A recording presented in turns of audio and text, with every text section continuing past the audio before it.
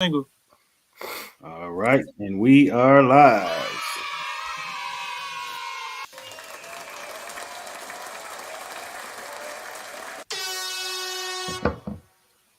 All right, sports update. Adrian Reid was good. Good. Another episode. So yeah, want to jump right in. We got a update in the Tigers fire system. Reid, Tigers number 2 prospect Jackson Joe. He's getting called up to AAA. So how you like the move, and how soon do you expect to see Joe in the big leagues? I was really hoping it would come sooner, obviously, because maybe we would have seen him in the big leagues. But I think I don't know how many games do they have left. I'm not sure how many games will he pitch. Will he get two starts in? Will he, how many innings and how many games they have? So I have to see that.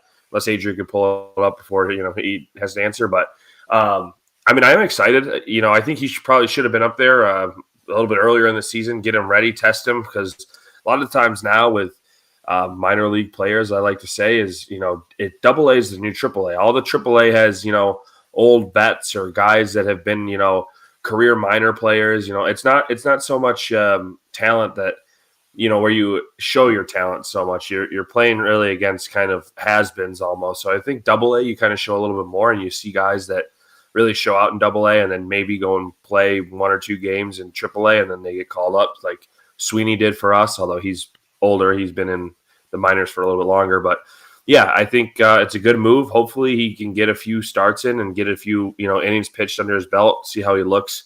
I know, obviously he was hurt earlier in the season. So I think you'll probably see him, hopefully, if he's pitching in Lakeland, hopefully he'll be on the starting roster. If not, I would expect to see him probably after the first quarter of the year next year. So probably by like end of May, early June, probably I would say. You would probably that's when I would want to see him. Yeah. Yeah. Yeah, I would agree with Reed. I was kind of expecting maybe he could get up here this year, but like you said, that's not happening. And as Reed was talking, I looked up the Tigers after tonight, which they're up 7-0 right now. Parker's Middle just knocked in a 2-run single. So 7-0 at the bottom of the 6th with 1 out. But yeah, 17 games left after tonight. So they said 3 games out of the wild card spot. Can they do it? We'll see if they can get hot enough. But I definitely don't think he's coming up this year. But I would have liked to see it because they definitely need some pitching depth. Yeah, realistically, next season he can either be in the opening day rotation or some point early on in the first half of the season before the All-Star break would definitely make a lot of sense. Definitely gonna be some openings. I think they're gonna move on from Maeda and some of these other guys. We'll see what happens with Casey Mize. I'm pretty sure they're gonna give him another year, another go around, but definitely gonna be some openings for sure. All right, so let's get to the good stuff, man. College football. We had another good weekend of college football. Adrian, Michigan loses to Texas 31-12 in the Big House, man. So what was your takeaways from this Michigan and Texas game? We kind of like I talked about you guys. The worst nightmare is here. The worst case scenario is here right now. We knew this defense was gonna be good, but can they carry them like they did last year? No, they're still good, but the offense is putrid. It's almost Iowa like in a sense right now. There's no creativity. There's no explosiveness on the outside. Basically, it's run Donovan Edwards and Khalil Mullings up the middle, and then Costa Loveland, you make a play. And Davis Warren, love the story and all. He beat cancer. They just kept talking about this on the broadcast. I mean, no offense, people beat cancer. Shout out to all the cancer survivors. But listen, this is football when it comes down to it at the end of the day. Great story. But he's a walk-on for a reason. Last time I checked, he's not Baker Mayfield. You watch the game, he struggled to read. He hasn't played a lot of football. I believe he played 7 or 8 games in high school. And it just even puts a bigger stain on Alex Orji. He got beat out by a walk-on. And he doesn't look like he's improved. Like I said, there's no creativity to the offense. They bring him in, and 95% of the time, it's a run play. Every time he comes in, they're running it. They're not throwing it. Like I said, I like the receivers, but none of the receivers are guys like on the outside that can beat you over the top. Such as you got Tyler Morris, Frederick Moore, who I thought were going to have some good years, but off to terrible starts. Like you said, you can't count on Costa Loveland to to make every play. Even when he made that, he fumbled the ball, he dropped the ball just out of nowhere at the end of that first half. The game was already slipping away, but at that point, I knew it was just over. And let's be honest, Texas could have scored 50 if they really wanted to. They kind of let their foot off the gas a little bit, and towards the end of that game, they just kind of wanted to get out of Dodge and make sure everybody's healthy. But nothing too much more to take away. But like I said, the offense doesn't get better. It's going to be a long season. I come into the season telling you guys that if they definitely win 10 games, they can get in. And I said 9 wins. Now it's looking more like 8-5 or 8-4 right now. If they don't figure out like playing in the Citrus Bowl or something like that. But yeah, like I said, they should have won the portal. Like we talked about Reid's team, Florida State. Me and Reid talked about this a little bit. Michigan didn't go in the portal. I mean, this is what Sharon Moore did. He really thought these were the guys, but just not it, man. Can they get better? Can the offensive line improve?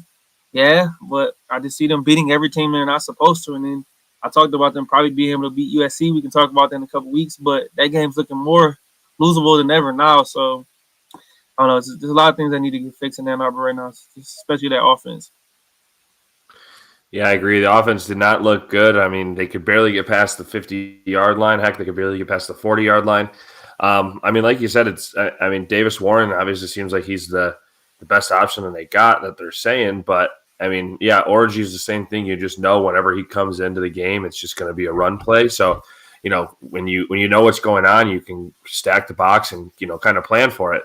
I think the thing that sucks is Donovan Edwards isn't really what you thought he was going to be. I mean, maybe that is a little bit because the offensive line is new, but he still is looking kind of lost out there, running into the back of the offensive line. He's not finding holes, not generating holes. Like he's generally a patient runner. So, I think that you kind of expected it when Harbaugh was leaving. In the midst of a scandal, you got all this stuff going on. The weirdest thing I think is. I think as this investigation goes on with them, I think Sharon Moore is looking more and more kind of like a scapegoat hire for them. Because if you look at it, no one on there other than Wink Martindale has a contract. Sharon Moore hasn't signed one. I think the offensive coordinator hasn't signed one. Again, Wink Martindale came from the NFL, and he was even an offcast that nobody else wanted. So, came to Michigan and have a good defense. I think the defense is solid, but I think they're just going to get – the way that this team looks is they're going to be, like Adrian said, Iowa-esque, where they can maybe hold a lot of points, but they're probably going to get tired out a lot for having, the offense going 3 and out so often. So, I said at the beginning of the season, I think that, Michigan isn't going to be the same thing. I didn't expect 10 wins out of them. I said 9 wins. And the people that I talked to that were Michigan fans kind of thought I was crazy, but I think, 9-8 wins is if you look at it, USC, that's potentially a loss. Oregon, as bad as they look, I still think that, they have an offense that can go against Michigan's defense, but they also have a defense that I think can stop this Michigan offense because the Michigan offense really shoots themselves in the foot. You got potentially Michigan State. I mean, they looked good, and I know it's hard to say, but Michigan State looked decent. They are down a few DBs now. Who else was out there that they had to play? Obviously OSU. Improved. Yeah, Indiana's much improved. OSU. Illinois got a surprising win over the weekend against Kansas at home. Does Michigan play Indiana? Yeah, they play Indiana and Illinois. I think Indiana's like week 10 or 11. I think they play Indiana later. Illinois is definitely earlier. But yeah, I mean, I don't know. I could see potentially 5 losses on that schedule. Again, it could be different. Obviously, they can maybe find their way, but the way it's looking right now, the offense is just shooting themselves in the foot and not really, helping out the defense much. So, I mean, I think 9 wins is definitely the ceiling. I don't see much more than that going on, but again, I think it was 8-9 wins all along. Yeah, I'll say real quick before we get off Michigan. Yeah, just the losses of everything, all the stuff going around. I think it's just a year where there was so much turnover and transition that they're just not able to handle it, not only off the field but on the field as well. So I think it's going to take a lot more time than some of us predicted. So just taking a step back, they're coming off the national title. I mean, you can't expect them to just have the talent that Alabama had year in and year out, or what LSU has done on roster wise. But it's a year of transition, like I said. And the one thing I will say about Wink Martindale, he's a solid defensive coordinator, but he's got to switch some of his schemes up and be a little more creative. Just blitzing all the time is just sometimes it works, and when it fails, it fails. So we're really gonna miss Jesse Minter and Mike McDonald, what they did those years they were here. But like Reid said, it's got to get more creative. They've got to go in the portal next year, and if they don't, they have to get a quarterback. I don't care. They got to figure that out. I don't know. I've never Raj. I've never been a Wink Martindale guy. I was never a Wink Martindale I guy. agree. You know, at anywhere else he went, and I was talking to a kid that I work with and telling him how he talked about how the defense is up there with Georgia. They could be a top 3 ranked defense in the nation. And I said potentially. He said they got Wink Martindale, and I said I'm sorry, I'm not scared of Wink Martindale, and I don't think a lot of other coaches in the NFL are scared of Wink Martindale. He's proved time and time again in places that he's gone. He's had good defenses, but they just never amount to anything. The Ravens he got lucky with because they were such a good stacked defense. But even when he was with the Giants and they weren't any good, I mean, now he's here, and like you said, Adrian, I mean, blitzing can only get you so far in a game. Once a team figures out how to pick it up and starts throwing fast, blitzes don't do anything for you.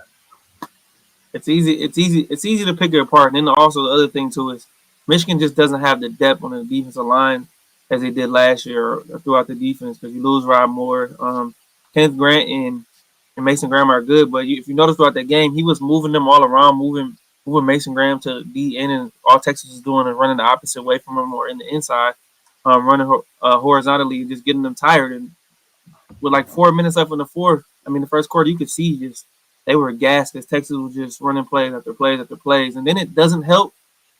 What Davis Warren is already not good at, it kind of almost gave me flashes of Wilton Spate, John O'Core era, and God, it was bad, but it doesn't help when you turn the ball over. 2 interceptions and a fumble.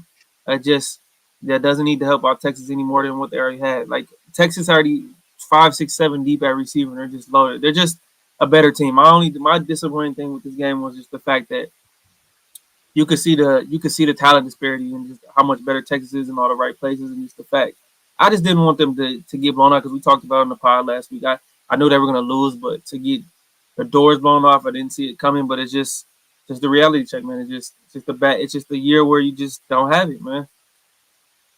So Reid, Michigan is a 24-point favorite this Saturday against Arkansas State. Do they cover? I mean, see, the thing is, I mean, it could be the same thing that happened with Fresno State. That it's just a team that's not that great. So, obviously that defense, like we was talking about, is good enough. They scored in that Fresno State game. They almost covered in the Fresno State game. I mean, I don't think Arkansas State's as good as Fresno State. So, I mean, it's possible that they cover. Am I licking to my chops to get 24.5? No, I probably would stay away from that. But I mean, I could see them covering, but I personally wouldn't put it on my bet slip. I'm gonna tell you guys no. You know how I say, and I hope Jelinek is watching and he listens. Don't complain Saturday if you bet this game and then you bet Michigan to cover. I hope they do, but I'm not putting my money on it. I think they win the game. I think they win by 24.5, whatever the spread is. No, I don't think so. They're not good at traditionally covering big numbers. This doesn't happen. And by the way, Arkansas State is 2-0. They do have a quarterback who's very mobile in Jalen Raynor. He's a sophomore. He had a really good year last year. I think he might have been a freshman All-American last year, but the guy's really, really talented. So just putting that out there. So I'm gonna say they bounce back after the bad loss and cover and put a nice whooping on Arkansas State. They need this. I think this is the game where the offense finally has the coming out party, where Davis Warren throws the 2 touchdown passes, Orji gets some big runs. Like, you got to have a coming out party at some point, especially going into your bigger games. Is the USC game after this Arkansas State game? Yep. Oh, so yeah, this is very important that the offense gets some type of rhythm, because I don't think that helped them in the last game either. The offense didn't look great against Fresno State, and then you turn right back around and you get Texas. The offense has to get rolling here if they have any chance at beating USC. All right, we did some feedback here. David said, if you got 2 QBs, you got none. Yeah, unless you're Texas. Yeah. All right, hold on. Ish says the Big Ten is much more competitive now. Yeah, they are, but Ohio State's looked the best. I know they haven't played the best competition, but Oregon struggled mightily these first 2 games as well. So USC shocked me. USC really shocked me. Especially that defense. I know it's Utah State, but they had a shutout Saturday night. So okay, so Ish got a Michigan State question. I was going to get into Michigan State next, but let's see. Ish says, do you think Michigan State will beat Michigan this season, or is it too early to call? Go ahead, Reid. You answer first. I mean, like I said, I definitely think it's a possibility. I mean, they play later on in the season. I think it's like week 6 or 7, something like that, 7 or 8. I don't know. It's way later on in the season, but yeah. I mean, I definitely think it's a possibility if they can't figure out this offense, and maybe they do what Raj says, and they get it together, and they go and put something on Arkansas State. They still have to go and play USC, who beat a much more talented LSU team than this Michigan team is offensively, at least. I think there's potential that Michigan State beats them. I mean, the offense looked good against a very good Maryland team. They played defense against an offense that's a lot better than Michigan's. Nick Marsh finally had his, seemed like his coming out party. He had what, Can he 190 get some yards. love, please? Yeah, I mean, he had 190 yards, a touchdown. He probably could have had 2. It was slightly underthrown that he caught, 50 yards down the field. So I think he's going to be a bright star for Michigan State, for this season and years to come. And I think also they're going to get Carter involved too in the run game. So maybe trying to swing it out to him a little bit more. They need to get Delay or whatever that tight end's name is, Zelling. That's I think how you say it. They need to get him involved more, which they did. There's definitely a possibility if Michigan State's offense can play, to their strengths against the defense, I think that they'll definitely win, obviously. But I think that defense is still solid enough to play against that subpar offense that Michigan has. Because, I mean, it is tough going against Texas, but if we even start against Fresno State, they still struggled, to even get. Until that pick happened at the end of the game, they were struggling offensively and struggling to even get, past 16 points, 14 points. So I definitely think Michigan State can do it. Yeah, dude. Can Michigan State win this game this year? Absolutely. It's a rivalry. We know how this rivalry goes. Anything. It's in East Lansing too, isn't it? Or are they in the Big No, House? it's in Ann Arbor this year. Oh, okay. Yeah, so can they do it? Yes, I think they definitely have a shot, no doubt, especially with the way they're playing right now. They play better than most people have expected. I mean, I think the good thing about Michigan playing Texas early was it kind of gave them a punch in the mouth. And if you're gonna figure out where your season's gonna go, it's after you're getting smacked in the mouth finally for the first time in years, where they've been the bully the last 3-4 years. But you got to figure it out. I think Aiden Childs and company are still learning on the fly. He's thrown a couple crazy picks these first couple weeks, 4 to be exact. But I will tell you, Michigan State has found their QB unlike Michigan, and they have found a future star wide receiver who is big and explosive in Nick Marsh. He should be getting the same amount of love and reception as Ryan Williams of Alabama is and Jeremiah Smith of Ohio State are right now. But yeah, can they win? Are they going to win? I'm not sure. It's too early to tell, but they definitely have a shot. We'll see what Michigan State does next week. They got a big game.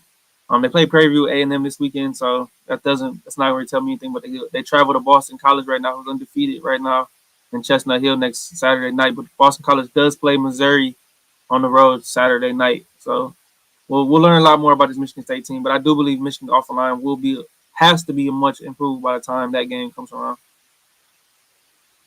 Yeah, Michigan State should be going to that Boston College game 3-0, so that should be a good game. If I'm not mistaken, I think Boston College is undefeated right now too, as well, right?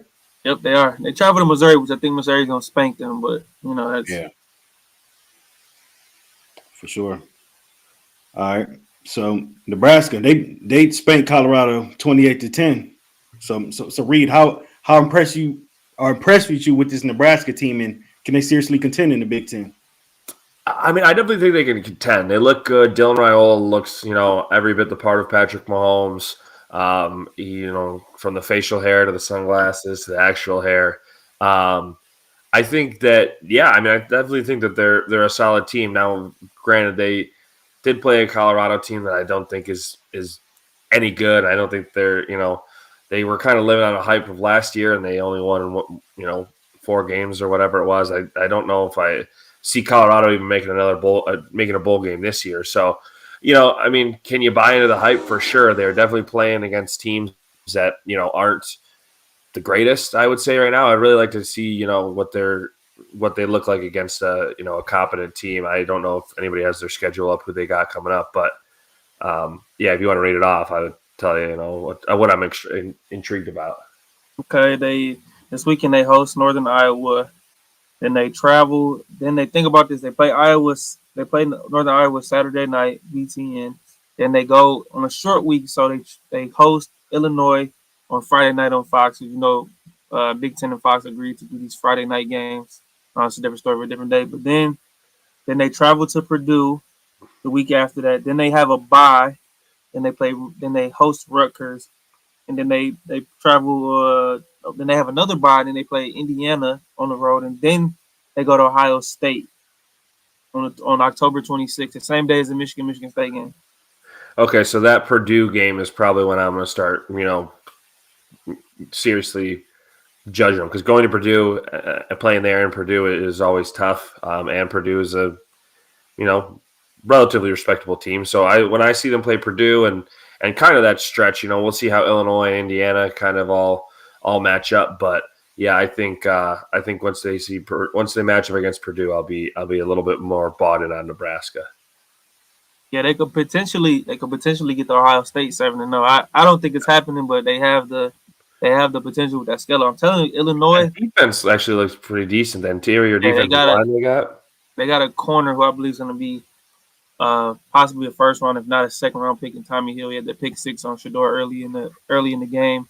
But the Illinois team, I'm telling you, they look a lot more improved. They beat a Kansas team in that game. That was a good game, by the way. But that's not going to be an easy matchup. But it is at home, so I'll give it to them. That will be like Reid said, it'll be a tough task when they leave the home confines of Omaha. Or Lincoln. I'm sorry. Yeah, Big Ten very well rounded this season, man. So good conference for sure. All right, Reid. Memphis at Florida State. Florida State 7-point favorite in this one. It's their chance to redeem themselves. How do you see this one going? It's crazy that they're. I mean, I guess you got to put it at that because it's at home and they're supposed to be a better team.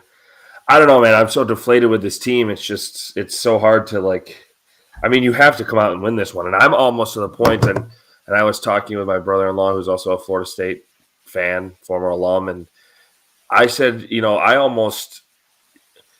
I guess you kind of got to start DJU, but I would almost rather see this freshman Kromenhawk come out and play and see if he can, light a fire into this team. Everybody keeps chanting for Brock Glenn, which is crazy. He just got moved down the depth chart to the 3rd spot in the depth chart. But when they were playing Boston College, you could see a bunch of people yelling, you could hear a bunch of people yelling, we want Brock, we want Brock. I don't know what they are watching because they clearly didn't watch him last year against Louisville in the ACC championship game where he stunk and couldn't get a ball past the 5-yard line, and they only scored 3 points to begin with. So I don't know. People are just talking out of their rear ends, and so I just think it's dumb.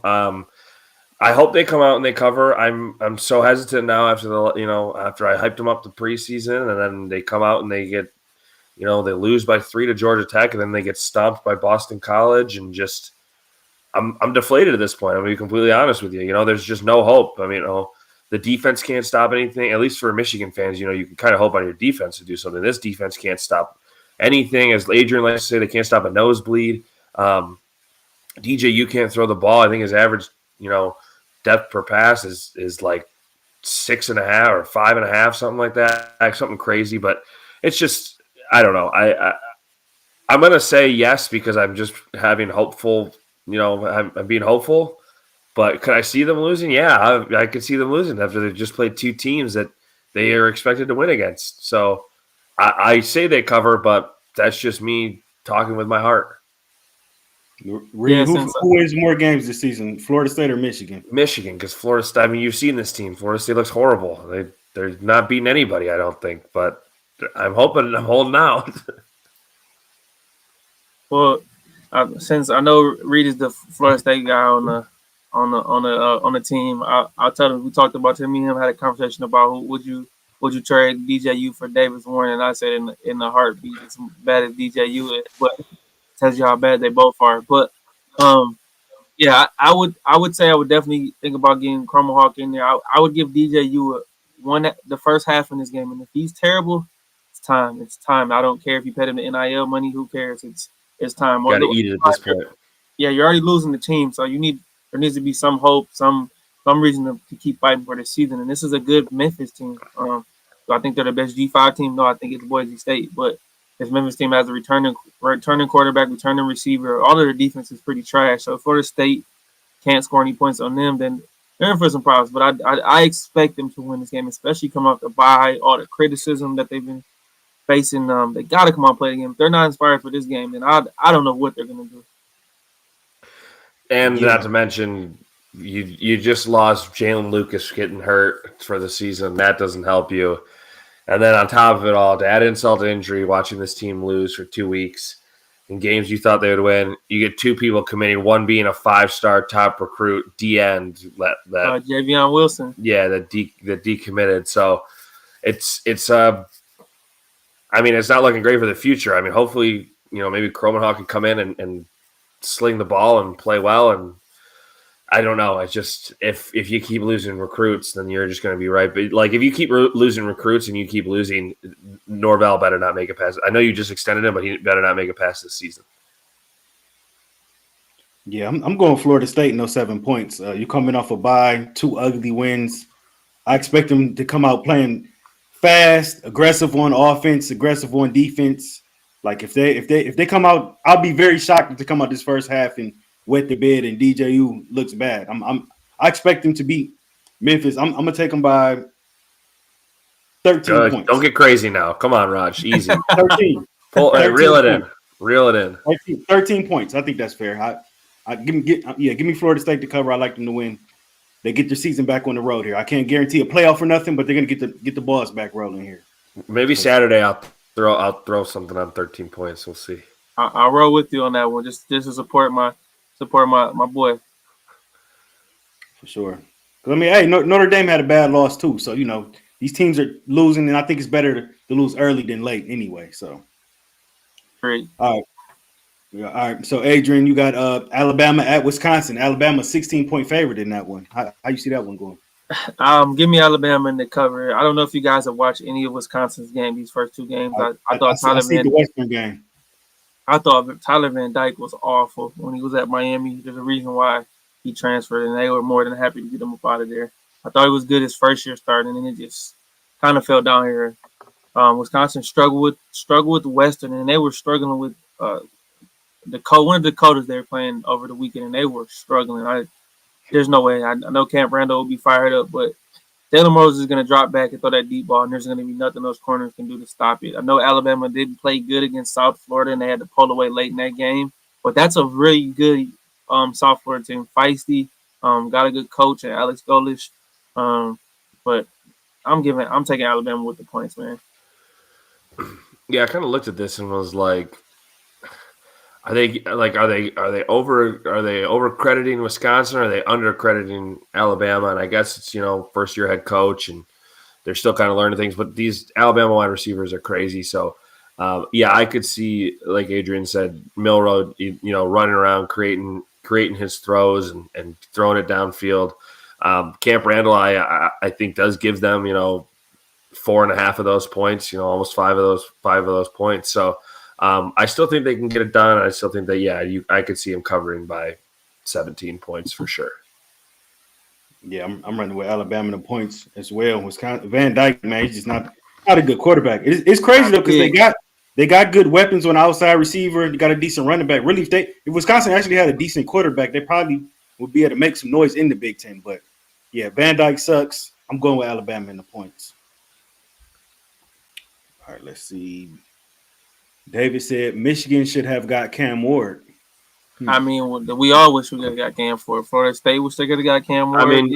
David, my school was between the school I root for and Miami, and my school didn't get him. So yeah, obviously we wish we had Cam Ward. He looked great, but he didn't even go to Michigan for a visit. He at least came to the school that I root for a visit, and we didn't get him.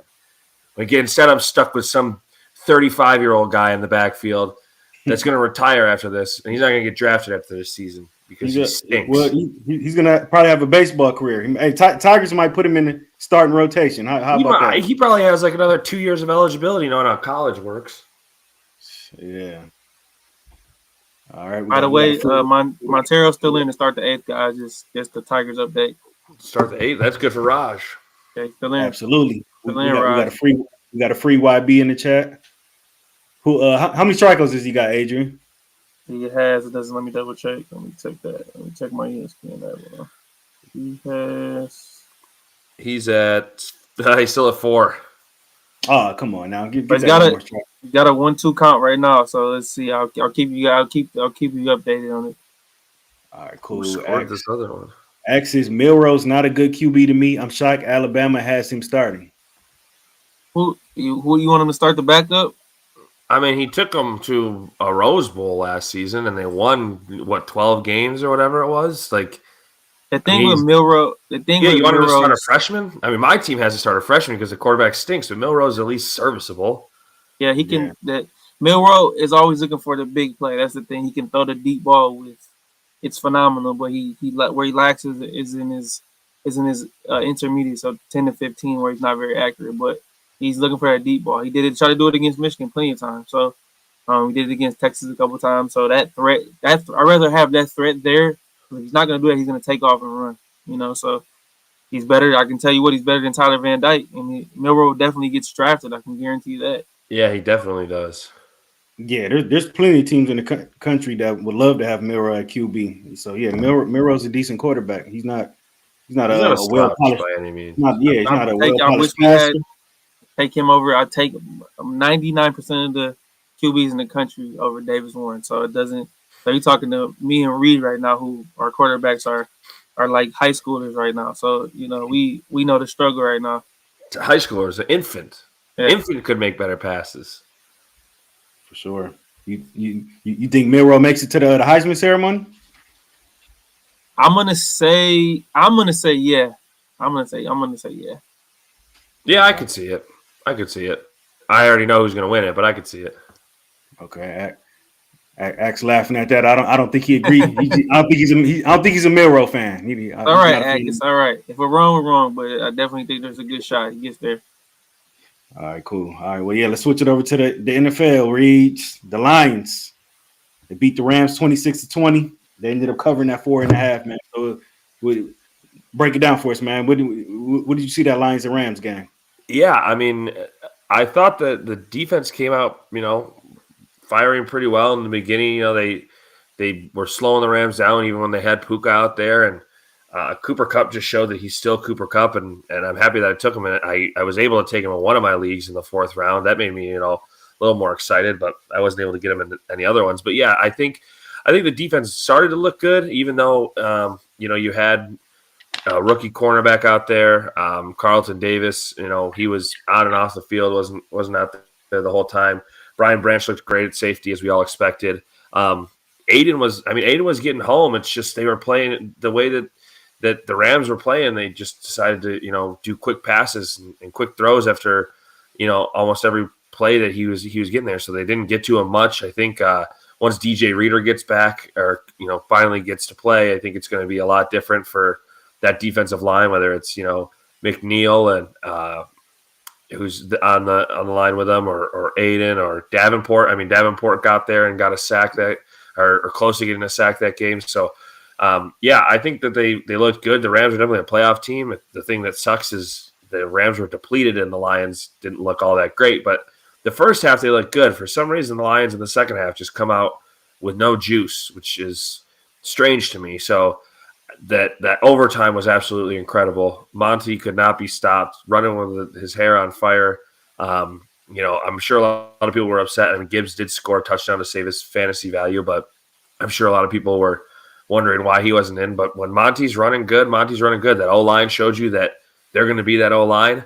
How about our guy, Adrian? How about our guy? JMO show out party.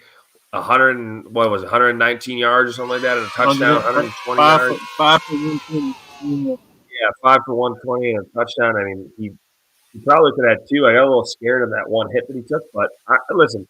Overall, the Rams are a tough team, and the Lions played well, and they came out with a victory. The whole atmosphere showed you how good they were, and I think that another thing that I'm not too worried about is I was watching other NFL games this Sunday, and there's not really, other than maybe the Chiefs, and I mean the 49ers against the Jets. I think the Jets stunk, but I mean, other than the usual suspects, I think that the Lions have a pretty good shot of staying hot in this league and potentially winning this division again with Jordan Love being out, the Bears being really good defensively, but offense still up in the air, and the Vikings, who knows? They look good, but they're playing the Giants. So all around, I think it was a solid game against a really tough Rams team. Yeah, I'll say for the Lions to play, in my opinion, they played their B game and still won. That is a great sign. The fact that they showed the ability when they didn't play their best game to find a way to pull that game out. Can you imagine that last defensive stand if Stafford connects with Cooper Kupp and Yeah. just misses them? That game's over, and we're having a different conversation right now at 0-1. But the fact that you found a way to win, it wasn't your best football. But I will say that's something I'm proud of because during the season is going to take games where you don't have your best effort or your best performance, but you find a way to got to win out different styles. It's the same thing with the Dolphins did. Normally, we expect the Dolphins to win shootouts and not a defensive game, but they found a way to win a game you wouldn't expect them to win.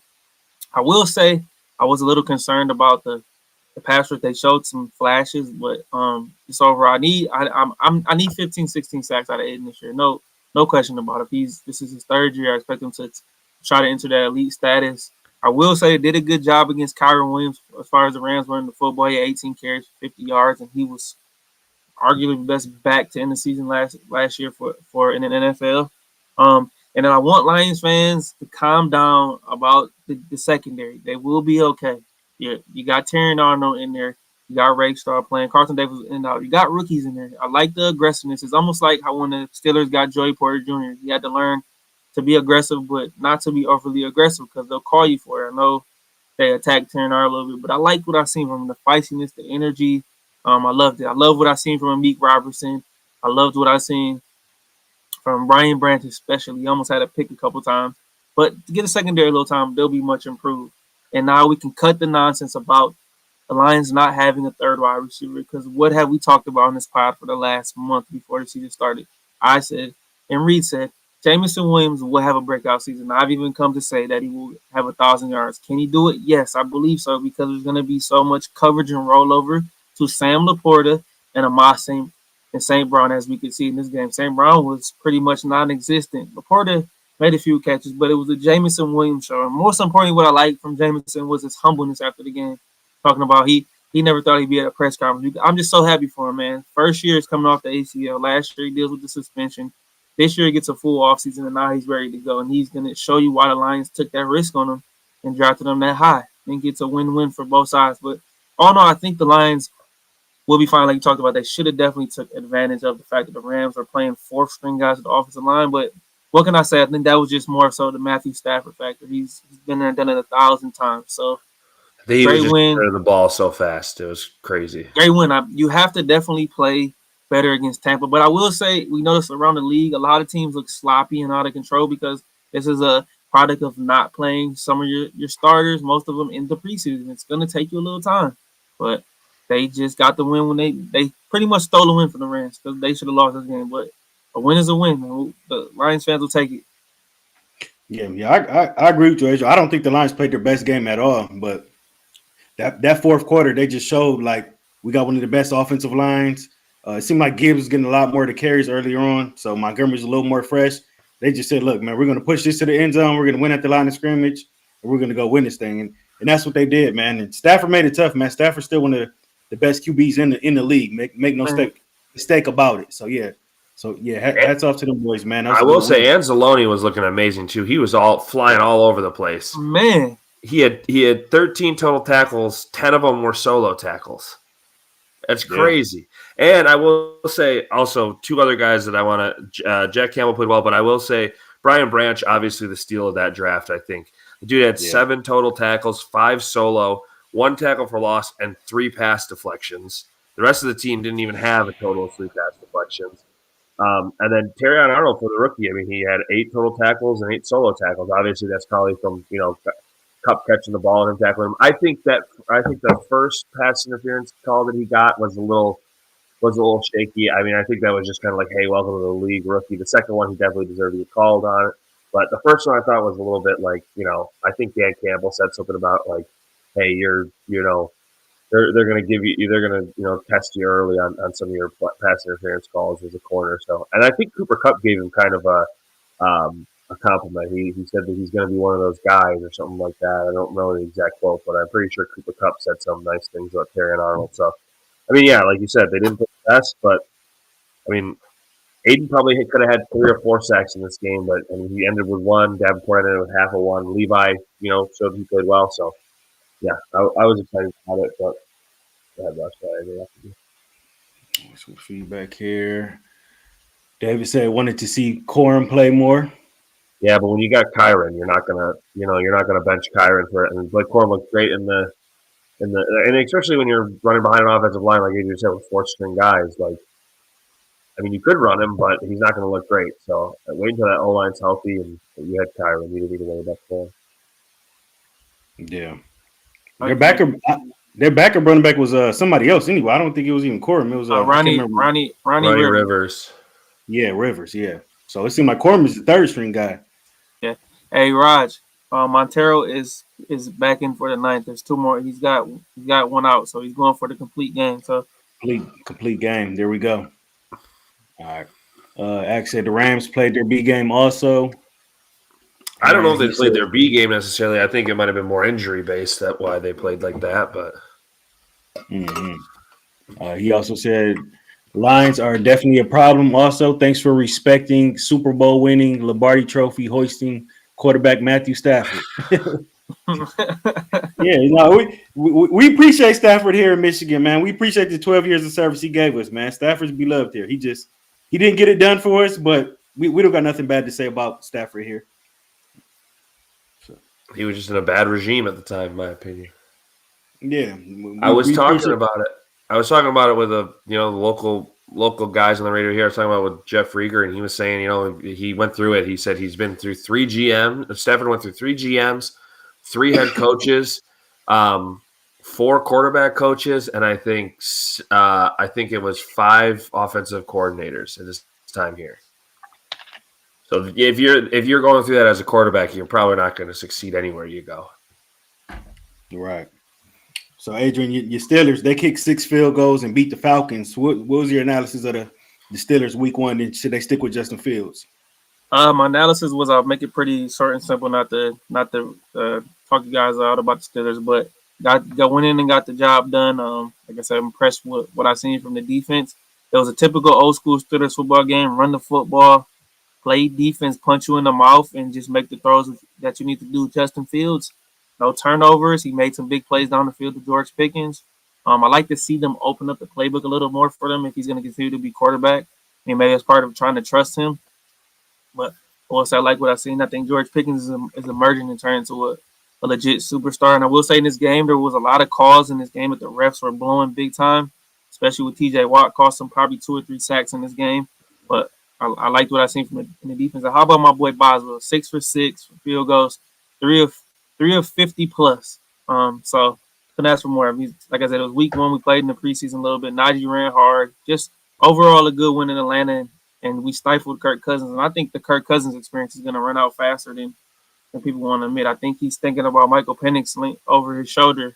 So I just think Atlanta made a mistake in signing him and then drafting Penix. You didn't need to do both. But I'm not on Atlanta Falcons football radio, but just like what I've seen from our Pittsburgh Steelers 1-0, and they go, and they're traveling to Denver next. And I do think Justin Fields should remain the starting quarterback right now. But Mike Tomlin did say today that they're preparing as if Justin Fields will be starting. And I want to say this, guys. I think this is the weirdest thing. Russell Wilson was inactive for Sunday's game. I mean, they said he was an emergency 3rd-string guy. But why is he dressed? You're not playing. Why are you dressed? Because he's a weirdo. You're not playing. Because he's unlimited. I will say really quickly on the Steelers, I think Justin Fields playing against Denver after watching Geno Smith, I would take him over rushing yards, and I would take him to probably throw a touchdown because I think Geno Smith is probably the same level of quarterbacking as Justin Fields in the sense of how they play. I think Justin Fields is a better quarterback. I think he just needs to get his feet underneath him. Him and George Pickens, when they create that chemistry. I mean, he threw one down the left sideline right over AJ Terrell into George Pickens' hands for like 30 yards or something like that. It was crazy. But the guy I really want to talk about, and I mentioned it to Adrian, Tigers won, by the way, 11-0, and Montero got 5 strikeouts. So I think you hit that on that one. I think if you said you did 5. So, I mean, that dude was – I've never seen a defensive – I haven't seen a defensive player like that in a long time, especially on the defensive line. I've not seen a guy play like that in a long, long time. That dude was everywhere in the backfield, and they had no way they could stop him. You could have put the whole 5 guys on the offensive line on the backfield to stop him. So, and Atlanta's offensive line is a good offensive line, so that goes to tell you. Yeah, I think TJ Watt is putting in for, definite candidate, front runner for Defensive Player of the Year. Absolutely. All right, let's see. Ish is Stafford threw us out a lot of close, crucial games while here in Detroit. It's not letting up. Not letting up. He can't stand them. I mean, he made some mistakes, but he also led the franchise to some new heights while he was here. So, I mean, he let them play for it. The Lions were this functional organization while Stafford was here. There was no direction in the time with the Bob Quinn era, the Matt Millen era. Drafted to an 0-16 team. Yeah, you know what I mean. So, and not to mention, you played in a division with Aaron Rodgers for 10 years of your career. Yeah. You also said it was interesting to see the Jets and Aaron Rodgers come back. That game, that was just garbage time. Yeah, they weren't coming back. That was just garbage time stuff. And then, DC says, how do you guys feel about the Tyreek Hill incident? Reid, I'll let you go first because I kind of feel a way about this situation. The only thing I will say is, one, we've heard about why they stopped him, but there's not really full details out yet, or at least I haven't really looked into them. I saw that video I saw the first video of him getting arrested. Then I saw the video came out, and the guy asked him to roll down his window. He, don't bang on my window, and then, they finally tell him to roll down the way. He rolls it up after whatever and rolls it down. I just think it's kind of a weird situation. I mean, it's obviously a lot, easier said than done when you're not in that situation, but, kind of just be like, hey man, I kind of like how Scotty Scheffler did it. I don't know if you guys ever watched his video, but he was kind of like, yeah, I'm a player. I didn't really know what was going on. Like, I don't know, how else he would have, better said it, but kind of just been like, hey, I'm Tyreek Hill. I play for the Dolphins. I didn't know where, how this is. I do this all the time. I drive into these games all the time. Like, but I still think it was kind of weird. I think the police officers definitely knew who he was. There's no way that you're a cop in Miami and you don't know who Tyreek Hill is. So I definitely think that they kind of were out of line and definitely overplayed it for him being a Super Bowl champion at one point, and such big news that he got there. Maybe they're playing against him in fantasy, and they were trying to secure a win that week. But I think it was kind of blown out of proportion by the police officers because again, I think that who Tyreek Hill is. You didn't need to act that way. But it also comes down to it where it's like, hey man, I'm just trying to get to the game, like trying to get to my locker to get to my game to get ready. But I definitely think that the owner, even though I know he's not the nicest guy, he should come out and say something or, talk to you have cops that work at your games. You should be talking to the chief of police and be like, why was this even a thing? I don't remember the owner's name, but I know that he's not the best guy in the world. Yeah, for me, I can kind of relate. I've been in situations where I haven't been properly handled by the cops, so it kind of is a little deeper for me. We've all been in situations where we haven't been treated fairly. From my knowledge, they said he was going over the speed limit, going over 60 or something like that, and he didn't have a seatbelt on. Okay, but still, it comes down to the end of the day, the cops. Obviously, the cop didn't handle what he was supposed to do properly because he's on administrative leave, and then it leads to the video where the officers had their knee on his back, which is totally uncalled for. Yeah. You could have just the situation. He clearly wasn't resisting. Yeah. The situation totally could have different. Say something happens to Tyreek Hill. Whether that's Tyreek Hill is a famous person or he just a regular guy like us. The situation, it never needs to progress to that level. So there has to be, like Tyreek Hill, we have to make some change when it comes to law enforcement dealing with the public. Because this stuff happens all the time, and it could have been a lot more worse. And like Reid said, they definitely knew who Tyreek Hill was. There's no reason in the world you didn't know who he was. He could have figured the situation out and de-escalated, especially when you have his teammates there, like a Calais Campbell, even though Dell was there. So I think the Miami Police Department is going to face a huge backlash, and there's going to be some things, because we've talked about this before, from the George Floyd thing to all the other stuff that's happening with the police brutality. You don't want a situation where it escalates to get further. Like I said, we need to handle it in the nicest way I can say is it needs to be handled much better. We need to have conversations, and we need to have training. We need to have things done, because at the end of the day, the cop has the weapon. He at that time, and since he has control of not only your freedom but your life. He has a gun. He has a taser. He has all these things. Unless Tyreek Hill had a gun on him or a knife, which I highly doubt he had any type of weapon. There was no reason for it to get that physical and lead to that kind of thing. So you got to kind of raise awareness for these kind of things. We got to be better with this, man. We have to. Yeah, well said. Yeah, I agree. The fact that situation escalated to that over a speeding ticket, like issue the guy a citation and move forward, move on.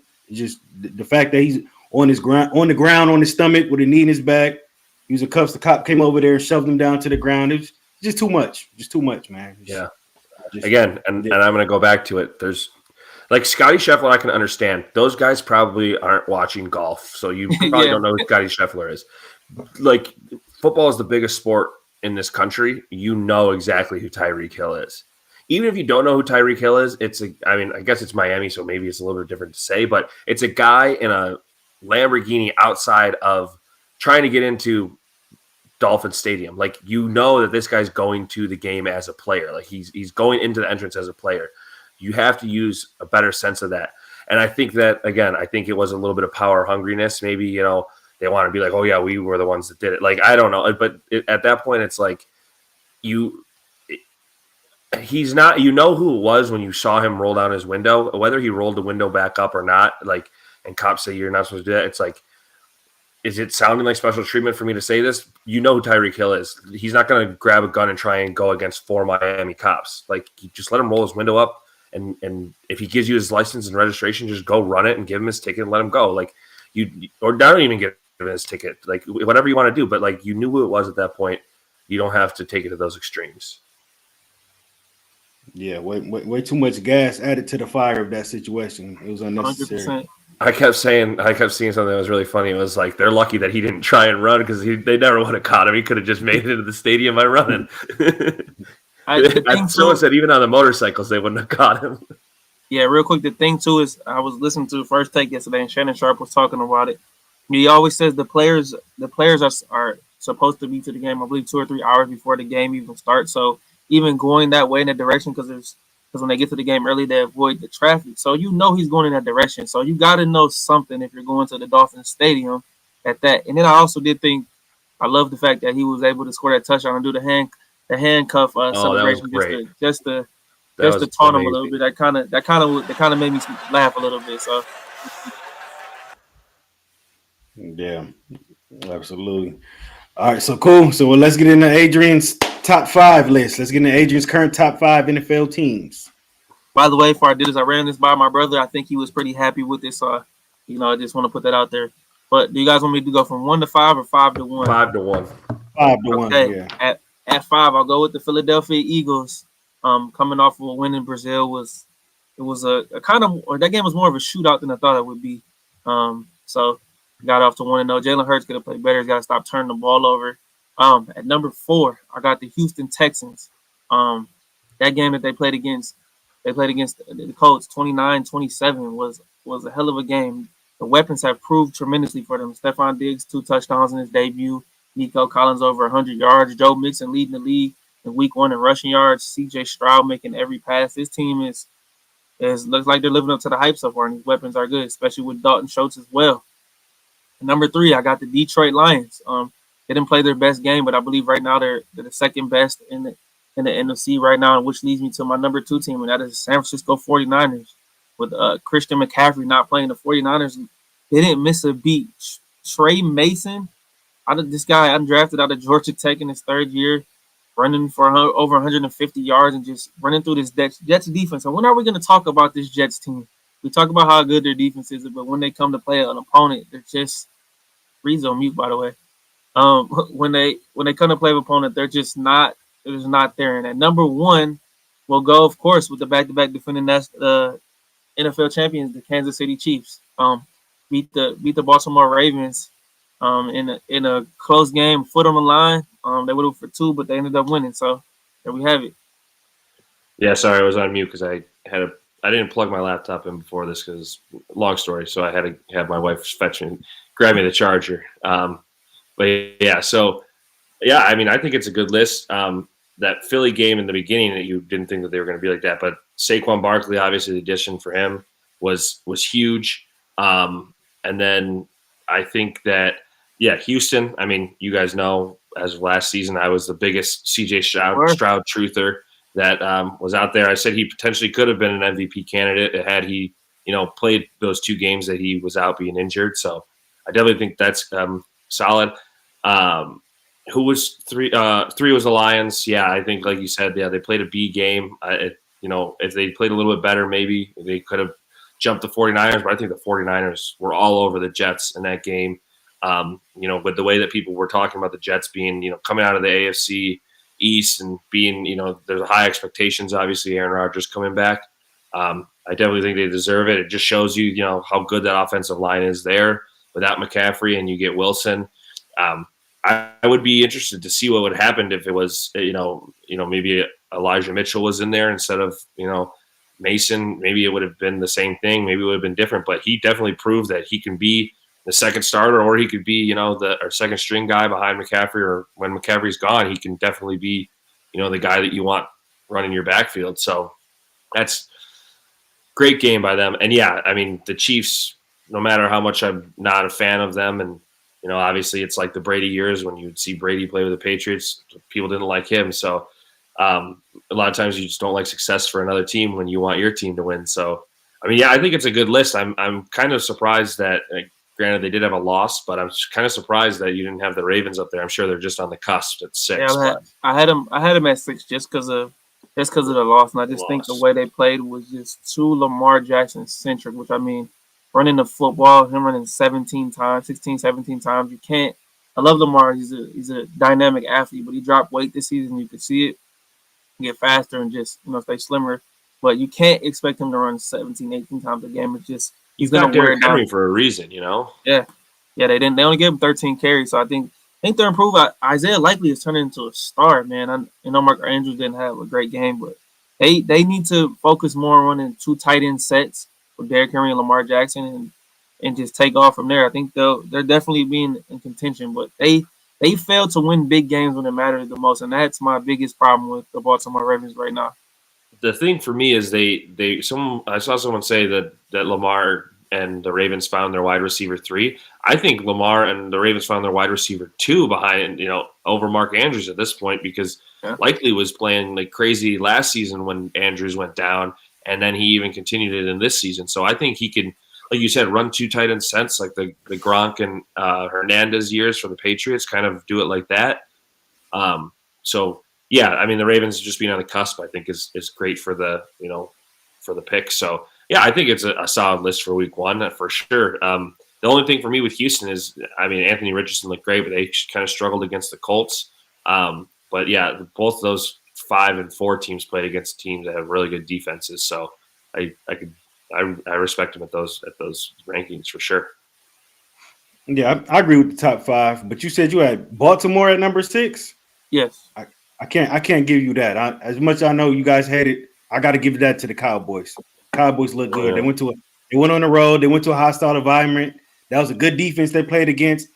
I know we're not big Cowboys fans, but I can't take nothing away from them. I'm not going to put the Ravens over them just yet. Not the only thing for me is the Ravens lost by a big toe against the Chiefs, Super Bowl defending champions, and I just think Deshaun Watson is cooked. His career is over, and I just think that the Cowboys hung in there because they were just playing a team with an inept offense. No Nick Chubb. Deshaun Watson would look like he was, Jacoby Brissett out there. I mean, that's basically what he is at this point, So he didn't play great. They scored, garbage time touchdown with Jerome Ford, but I would put the Cowboys definitely up there because, like you said, they did play good and they're supposed to be good. They have a high-powered defense, high-powered offense.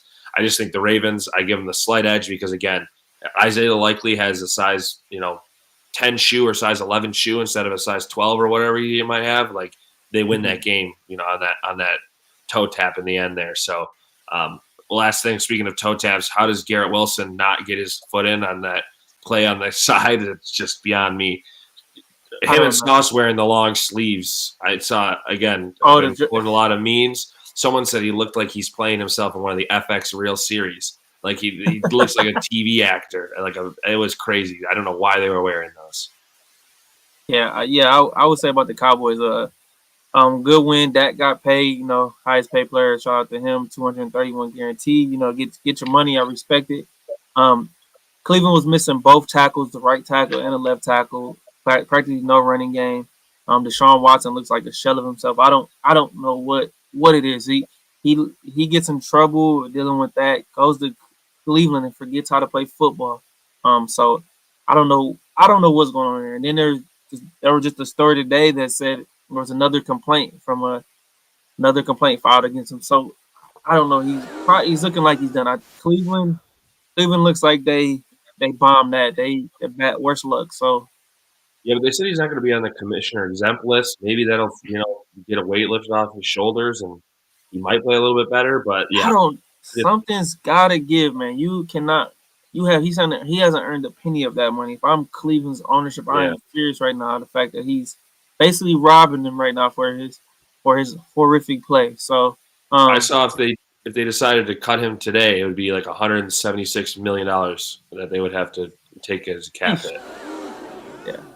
Yeah. So you're starting him for the foreseeable future, unless you draft his replacement in round 2 or 3 next year or something. But you have to look at that at this point. Like they have to. I'm concerned with Cleveland's defense. Playoff game against the Texans, they get shredded, and then you come into this opener and you get shredded. So Jim Schwartz, he's come almost like Wink Martindale we talked about earlier. He's super aggressive, blitz guy.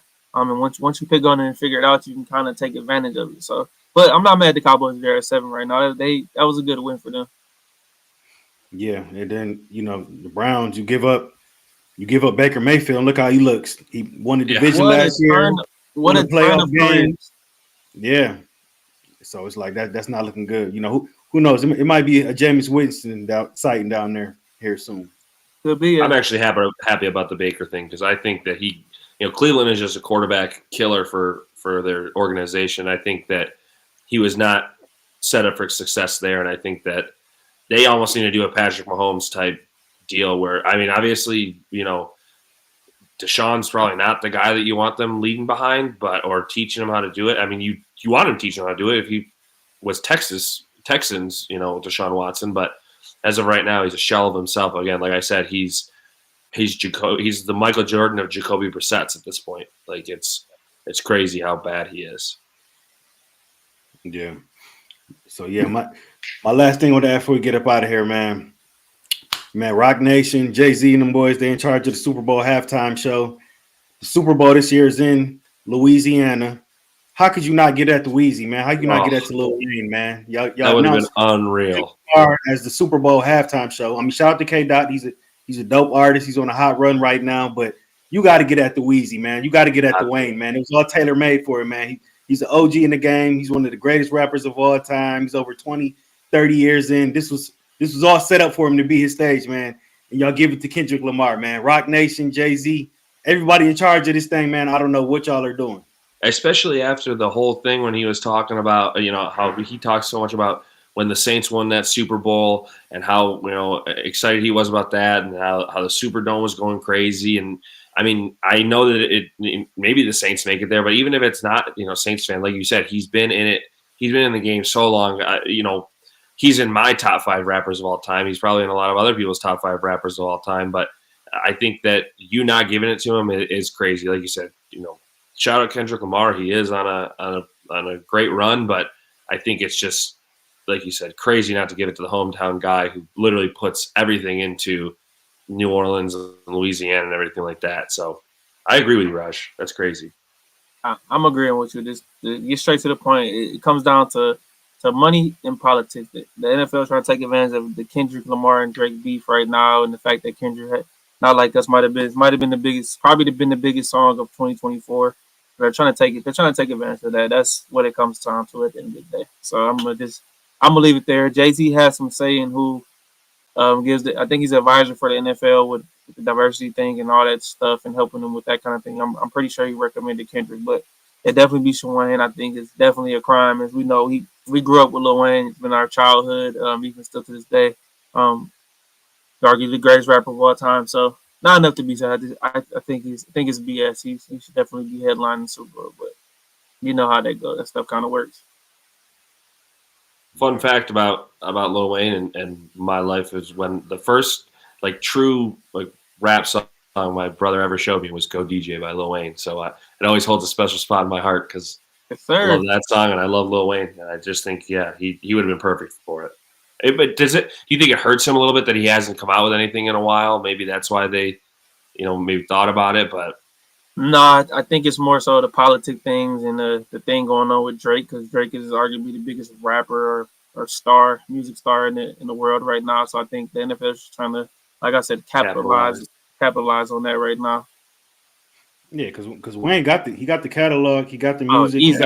he got the artists he could bring out, Drake, Nicki, Tigers, the Juveniles, the Birdman, so he could put on a nice big show, but they're hosting, man. They're hosting.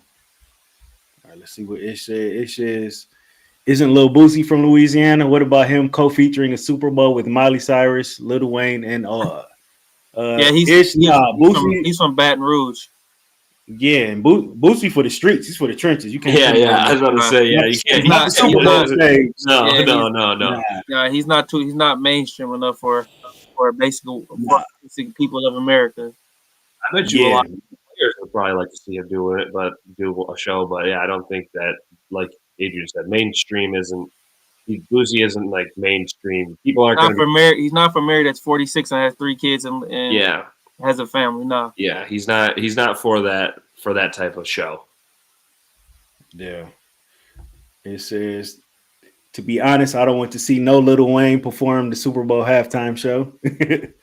You got to look at the catalog because he's got some songs that, I mean, even when you could even throw in some of his rock stuff that he's got that people aren't. He has some pop music. Yeah, he's done it all. So. Mm-hmm. Yeah, well, we got Kendrick. This is gonna be Kendrick's second halftime Super Bowl halftime performance in 4 years? 3. Yeah, he did the one in LA 2 years ago.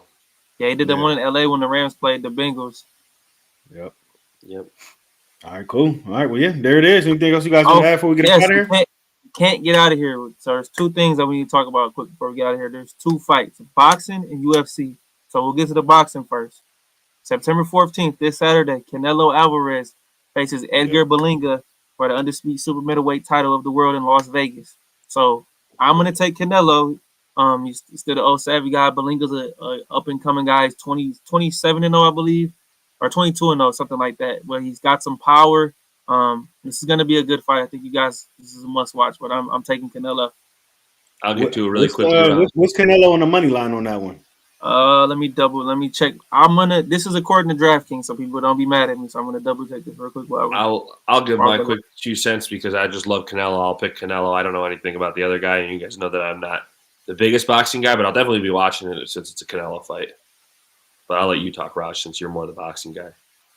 Yeah, I like Canelo. I like Canelo in that one. He's minus 1,800. Oof. Yeah, he's a huge favorite. Yeah, he's a huge favorite. But Berlanga's like a younger guy. He's 27, been up and coming, but I think he's gonna be a star. But he's not beating the new Canelo who's speaking English now. So Yeah, the UFC is Merab versus O'Malley, right? O'Malley, yeah. I mean, I like Merab personally. I mean, not to win, but I like him as a fighter. He's definitely a guy that's.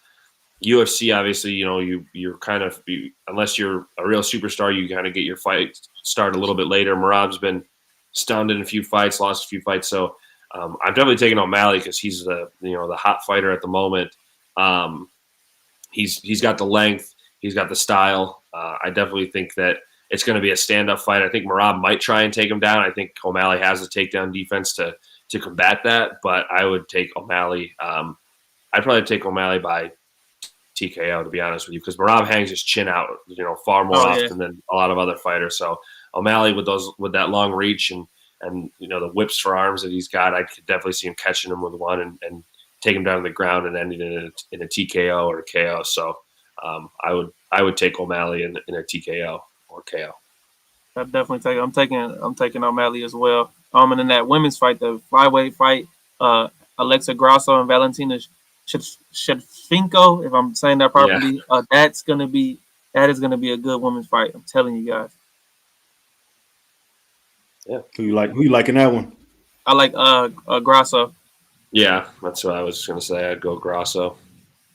Okay, so that's the 3-leg right there. Grasso, O'Malley, and Canelo. Yes, sir. And Raaj too. Caleb Plant is fighting on the undercard in that Belinga Canelo fight.